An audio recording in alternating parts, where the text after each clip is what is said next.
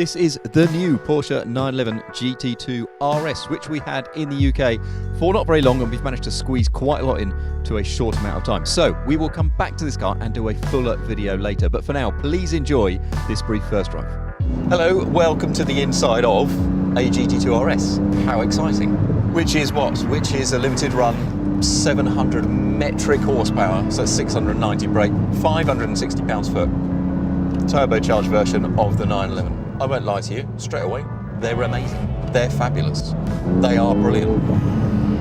The GT2 RS has always had a bit of a reputation in the past as a slightly wild.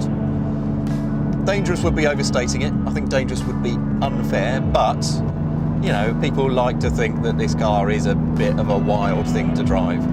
But over the years, 911s have become a bit more sanitised, a bit more sensible.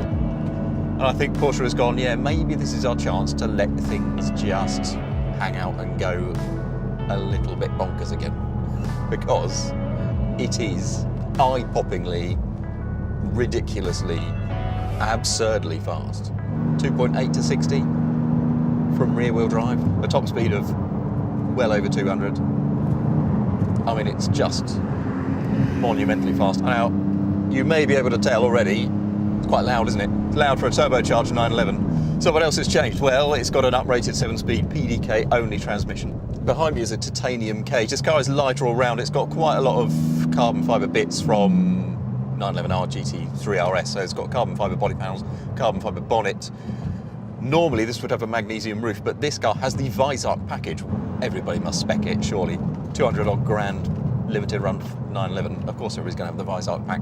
That takes another 30 kilos off of the GT2 RS. So looking at a car that is 1,470 kilos, comes down to 1,440, which is pretty much what a GT3 weighs. I think it's only 10 kilos more than a GT3, which is remarkable given this has a turbocharged motor in its back. So what's it like? Well, they don't just take a GT3 RS and up the wick. It's got its own bespoke suspension system, as you would expect, because it has just set this fancy lap time at the Nordschleife of what, 6:47. And if you spec the Visarc pack, as well as getting rose jointed suspension and stuff that you get anyway, it has carbon fibre anti-roll bars, magnesium wheels, so it reduces the unsprung mass the wheels do even more. Carbon ceramic brakes are standard.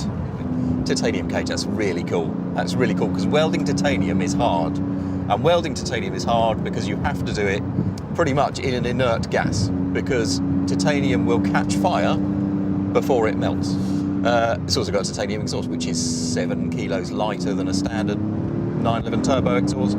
Just weight has come out of everywhere. It's one of those special 911 projects where they take stuff out and they add power and goodness back in.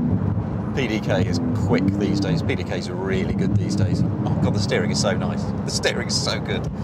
This is quite a thing. This is quite a thing. Traditionally, you wouldn't necessarily buy a GT2 RS if you were after the ultimate track car, because you'd probably get more back from a GT3 or a GT3 RS. They're that bit more linear, that bit less unhinged in the head. But this car, I think they've got pretty much absolutely bang on. Steering is beautiful. Steering is just got that perfect 911 weight. You can feel it's a fairly lightly loaded front end because it's light, but weight and feel and response builds through it. You get proper road feel through it.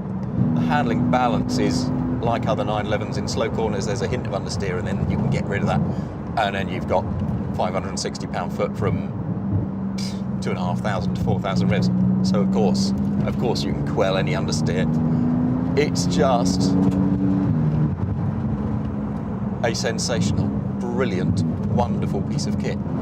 In previous times, if you've bought a GT2 RS thinking, well, you know, actually what I want is just tyre smoking, slightly dangerous ridiculousness. I mean, you can have something outrageous and tyre smoking here, but it's not a dangerous, ridiculous car anymore.